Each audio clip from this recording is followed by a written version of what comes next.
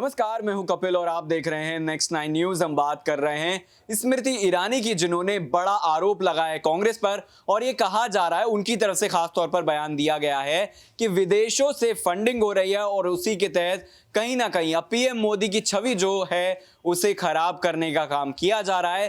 क्योंकि बीते दिनों हमने देखा कि जिस तरीके से अडानी के मामले में कांग्रेस जो है वो बीजेपी के खिलाफ नजर आई, ना सिर्फ बीजेपी को घेरा बल्कि पीएम मोदी से भी तमाम सवालों का जवाब लेने के लिए संसद में आरोप लगाए गए थे। अब स्मृति ईरानी ने प्रेस कॉन्फ्रेंस करके इन तमाम बातों का जवाब दिया है और कहा है कि फाइनेंशियल टाइम्स की अगर बात करी जाए तो जॉर्ज सोरोस जो है वो पीएम मोदी के खिलाफ लिखते हुए नजर आए। इस लेख में कहीं ना कहीं कई तरह के बड़े सवाल खड़े किए गए थे। जॉर्ज सोरोस ने कहा था कि अडानी की वजह से पीएम मोदी कमजोर हुए हैं और अब उनको संसद और निवेशकों को जवाब देना पड़ेगा। तो साफ तौर पर अब ये माना जा सकता है कि 2024 का बड़ा लोकसभा चुनाव है, उससे पहले 9 राज्यों में विधानसभा चुनाव हैं। यानी कि अगर चुनाव की बात करी जाए तो भारत बड़े बदलाव से गुजरेगा और उसी से पहले कहीं ना कहीं विदेशी मीडिया जो है वो इस बारे में चर्चा कर रही है कि आने वाला भारत का भविष्य क्या होगा। और उसी को लेकर स्मृति ईरानी कह रही हैं कि भारत जो है वो अपना भविष्य बेहतर जानता है।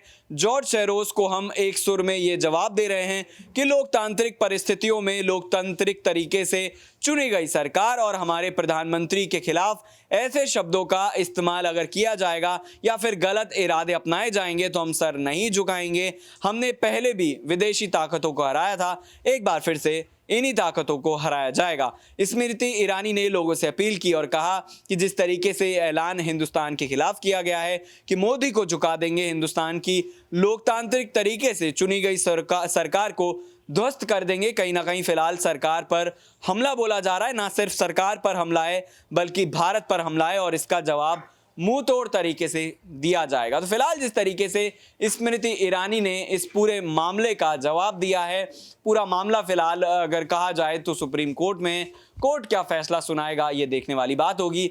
लेकिन साफ तौर पर अब ये माना जा सकता है कि इसमें विदेशी मीडिया की एंट्री हो चुकी है और ये विवाद अभी थमता हुआ नजर नहीं आएगा। क्योंकि बीबीसी की डॉक्यूमेंट्री आई थी जिसको लेकर कहीं ना कहीं मोदी सरकार ने आपत्ति जताई थी, लेकिन जो बीबीसी की डॉक्यूमेंट्री है वो तमाम विश्वविद्यालयों में दिखाई गई। अब किस तरीके से चीजें आगे जाती हुई दिखाई देंगी ये बड़ा सवाल है और इसी के साथ छोड़े जा रहे हैं। फिलहाल देखते रहिए नेक्स्ट 9 न्यूज। इस खास पेशकश में इतना ही। नमस्कार।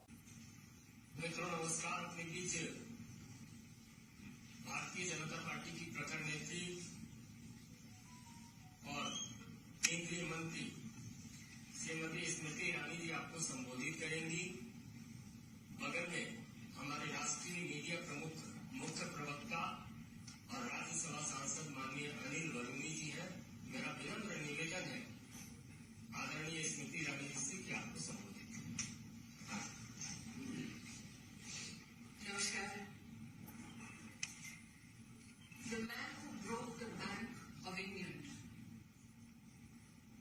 a man who is known and designated so by a nation as an economic war criminal, has now pronounced his desire to break the Indian democracy. As you all know, George Soros, an international entrepreneur who hedges bets against many countries, has now declared his ill intentions to intervene in the democratic processes of India. That George Soros